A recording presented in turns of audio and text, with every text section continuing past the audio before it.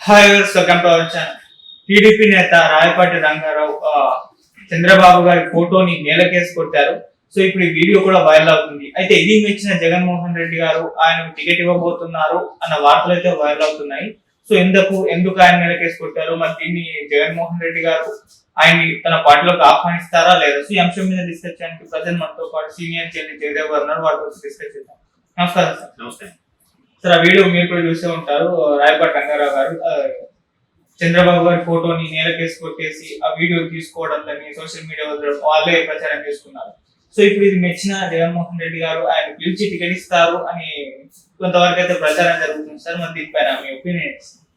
అంటే ఈ కల్చర్ ఎలా ఉందంటే వైసీపీలో ఇటువంటి ఈ వైసీపీ కల్చర్ అని ఒక అభియోగం ఉంది. ఎట్లా అంటే ఎవరైతే చంద్రబాబు గారిని, లోకేష్ గారిని, పవన్ కళ్యాణ్ గారిని దుమ్మెత్తి పోస్తారో, తిడతారో, ఏదో ప్రతి స్టేజ్ మీద కూడా వాళ్ళకి మొదటి ప్రాధాన్యత ఉంటుంది. అదొక ఎక్స్ట్రా క్వాలిఫికేషన్ లా చెప్తారు అని ఒక అభియోగం ఉంది. అది కొన్నిసార్లు మనకి వాస్తవమేమో అనిపిస్తుంది.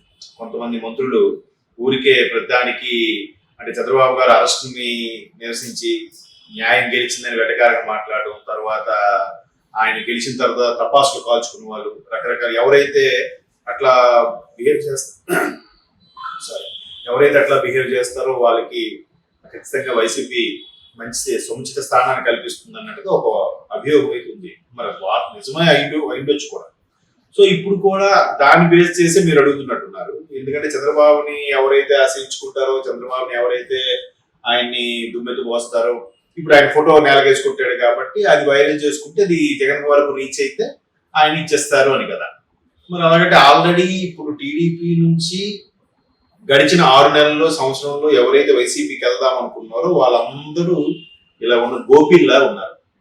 గోడ మీద పిల్లుల్లాగా ఎటు దూకుతామా, నిజంగా టీడీపీ వదిలేసి వెళ్ళిపోదామా అన్నా కూడా భయం వేస్తుంది వాళ్ళకి. ఒకవేళ అక్కడికి వెళ్ళినా గెలుస్తామా అంటే గెలుపు అనేది ఖాయం లేదు. దానికి బెస్ట్ ఎగ్జాంపుల్ చాలా మంది ఉన్నారు. వంశీ గారు అదే పరిస్థితి, అంబటి రాయుడు గారు అదే పరిస్థితి, క్రికెటర్.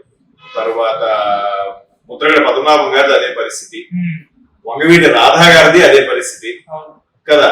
మరి చంద్రబాబు గారిని ఇండైరెక్ట్ గా విమర్శ చేసే వాళ్ళకి చేసేలాగుంటే అనిల్ కుమార్ యాదవ్ గారు మాట్లాడారు కదా, ఆయనకి బాగుంటుంది అనుకున్నా ఆయన మైత్రిపాదం మీద తప్పించారు. ఇప్పుడు ఆయన కూడా టికెట్ ఇస్తారో లేదో తెలియదు.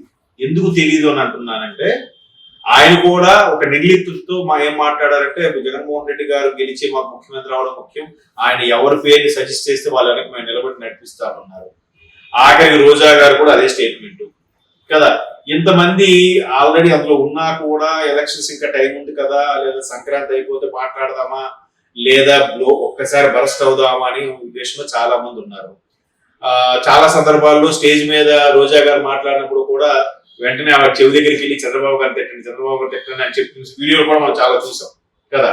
అలా చెప్తేనే స్పెషల్ క్వాలిఫికేషన్. నిజంగా అలా క్వాలిఫికేషన్ ఉంటే ఇప్పుడు నుంచో తిడుతున్న వాళ్ళకి ఇప్పుడు పరిస్థితి బాగాలేదంటే లేటెస్ట్ గా ఆయన ఫోటో నేలకేసి కొడితే ఇచ్చేస్తారా చెప్పలేము. పైగా ఆల్రెడీ 3 జాబితాలు రిలీజ్ చేసే అవకాశం ఉంది అని ఆల్రెడీ కొన్ని డిక్లేర్ చేసేసారు అంటున్నారు. ఈ డిక్లేర్ చేసేసినప్పుడు ఈ లిస్ట్ లో పేరు లేకపోతే ఎలా అవుతుంది?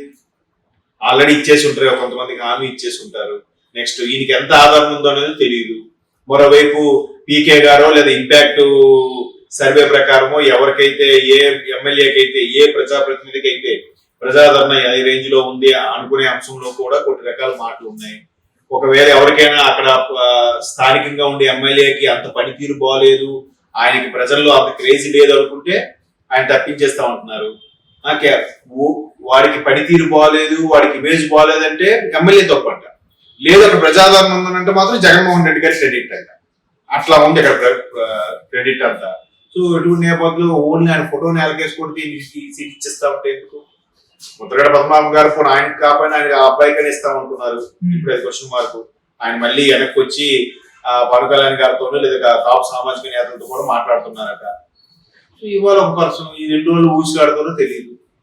ఇంకో ఎగ్జాంపుల్ కూడా చెప్తాను. అంటే ఇప్పుడు ఆయనకి రాయపాటి గారికి చెప్పాల్సిన ఇంకో ఎగ్జాంపుల్ ఏంటంటే మన పేరేంటి ముద్రగడ పద్మనాభం గారిది ఇలా జరిగింది. ఆ తర్వాత ఆయన మళ్ళీ వెనక్కి వచ్చి లోకేష్ గారితో వాళ్ళతో మాట్లాడతారని చెప్పారు. ఇలా ఉంది పరిస్థితి. అందరూ వైసీపీ నుంచి టీడీపీ జనసేనలోకి వెళ్తున్నారు, అదే చూస్తున్నాం. ఒకే ఒక నేత మాత్రం టీడీపీ నుంచి వైసీపీలోకి వస్తున్నారు.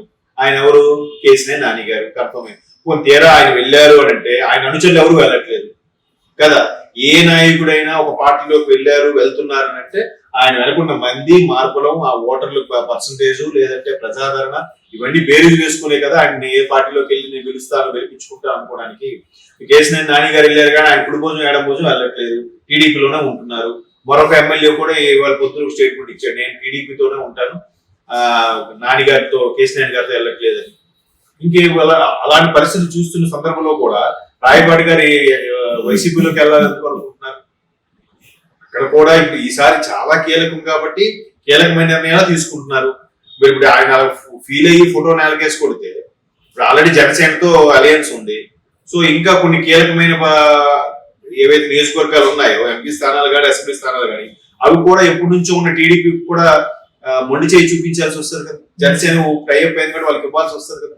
అప్పుడు ఏముంది, ఇప్పుడు వాళ్ళు కూడా ఫీల్ అయితే ఓపిక పడిన ఎలక్షన్స్ వరకు గవర్నమెంట్ ఫామ్ అయిన తర్వాత రాజ్యసభ నామినేటెడ్ పోస్టో మరొకటో పార్టీలో కీలకమైన పదవి ఇది ఇస్తారు కదా. ఇన్ఛార్జీలు గానో, జిల్లా ఇన్ఛార్జీలు గానో ఏవో ప్రకటించినప్పుడు అది అప్పుడు వాళ్ళు చేసుకోగలుగుతారు. ముందే అలా బరస్ట్ అయ్యారంటే మేబీ ముందు నుంచి ఎవరో తెలిసేమో, ఇలా హైలైట్ అవ్వడానికి ఫోటో నేలకేసుకుంటూ ఆల్రెడీ వైసీపీ నుంచి వెళ్ళిపోతున్న వాళ్ళందరూ కూడా ఫోటో నేలకేసుకుంటూ వెళ్ళిపోలేదు. సింపుల్ గా రాజకీయం అంటే అలాగే ఉండాలి. మాకు నచ్చలేదు, పొసగట్లేదు, విధి విధానాలు నచ్చలేదు, లేదు పథకాలు నచ్చలేదు, పనితీరు నచ్చలేదు, అభివృద్ధి లేదు, ఏదో ఒకటి చెప్పి బయటకు వచ్చేయాలి. కానీ నేలకేసి కొట్టడము, రోడ్డుకు వచ్చిన మాట్లాడడం చేయకూడదు. అది రాజకీయం అనిపించుకోదు. పైగా అంత అనుభవజ్ఞుడు ఆయన అలా బిహేవ్ చేస్తే కేవలం నెటిజన్స్ కి సోషల్ మీడియాలో వైరల్ అవ్వడానికి కోసం కొట్టినట్టు అనిపిస్తుందే తప్ప దీని నుంచి ఎవరు ఇవాళ మాట్లాడుకుంటారు, రేపటికల్లా మర్చిపోతారు. ఎవరు ఇస్తారు అప్పుడు? ఉన్న ఇమేజ్ కూడా పోతుంది కదా. ఇప్పుడు అందులోనూ ఇవ్వలేక, ఆ పార్టీలోకి వెళ్ళలేక ఏంటి పరిస్థితి, రాజకీయ భవిష్యత్తు ఏంటి కదా. వాళ్ళు ఆలోచించుకోవాలి. వాళ్ళు ఆవేశపడితే ఎలాగొద్దు. రాజకీయం అంటేనే ఆచి తూచి అడుగులు వేయాలి, ఆచి తూచి మాట్లాడాలి, ఎప్పటి ఆ సందర్భం బట్టి రియాక్ట్ అవ్వాలి. అది కదా రాజకీయం. మరి అలాగే ఊరికే ఫోటో కొట్టేశాను, ఫోటో నేలకేసి కొట్టాను, మంచి వైరల్ అయింది మన వీడియో, జగన్మోహన్ రెడ్డి గారు రీచ్ అవుతుంది, మనకి ఇస్తారు అనుకునేది అది భ్రమ. ఇస్తే ఇవ్వచ్చు వేరే రాజకీయ ప్రయోజనాలతో, దీనికి వల్లే ఇస్తారు అనుకున్నాను మాత్రం అది కరెక్ట్ గా. వెళ్తే సైలెంట్ గా వెళ్ళిపోవాలి. లేదు నాకు నచ్చలేదు, పద్ధతి నచ్చలేదు, అది అందరికీ తెలుసు. ఇప్పుడు కాసాని జ్ఞానేశ్వర్ గారు తెలంగాణ ఎన్నికల్లో పోటీ చేయమని చంద్రబాబు నాయుడు ప్రకటించారు. వెంటనే ఆయన ఏంటి, తెలంగాణ టీడీపీ అధ్యక్షులు ఆయన వెంటనే ఆ పోటీ చేయట్లేదు, మనకి ఒరిగేది ఏమీ లేదు, నష్టం, సరే సైలెంట్ గా రిజైన్ చేసి వెళ్ళిపోయారు, అంతే. దానికోసం బయటకు వచ్చి ప్రెస్ మీట్ పెట్టి చంద్రబాబు నాయుడు దొంగ అది ఇది మాట్లాడి ఫోటో నేలకేసి కొట్టుకుని ఏమవుతుంది, 2 రోజులు మాట్లాడుకుంటూ 3వ రోజులు మర్చిపోతారు. మళ్ళీ ఖచ్చితంగా ఏదో ఒక పార్టీతో వెళ్ళాల్సిందే. ఇంకో పార్టీ వాడు ఆయనకి ఆదరించాలన్నా కూడా అబ్బాయి తెక్కలేస్తే ఫోటో నేలకేసి కొడతాడు అనే ఫీలింగ్ వచ్చేసిందంటే ఇంకా ఆదరించగా. అందుకు ఉంది కదా అని ఆవేశపడితే కొద్దిగా ఇబ్బందులు ఎదురవుతాయి. మేబీ ఆ కల్చర్ వైసీపీలో ఉంది కాబట్టి మనల్ని అట్రాక్ట్ అవుతారు అనుకోవడం కూడా కలలే. ఎందుకంటే గత కొద్ది నెలలుగా మంత్రులే సైలెంట్ అయిపోయారు. ఎవరెవరైతే కీలకంగా 5-6 మంత్రులు మాట్లాడేవారో వాళ్ళే సైలెంట్ అయిపోయారు. ఇంకో కొత్త వార్త కూడా వినిపిస్తుంది, సజ్జల రామకృష్ణారెడ్డి గారికి కూడా డౌటే, క్వశ్చన్ మార్కే అని అంటున్నారు.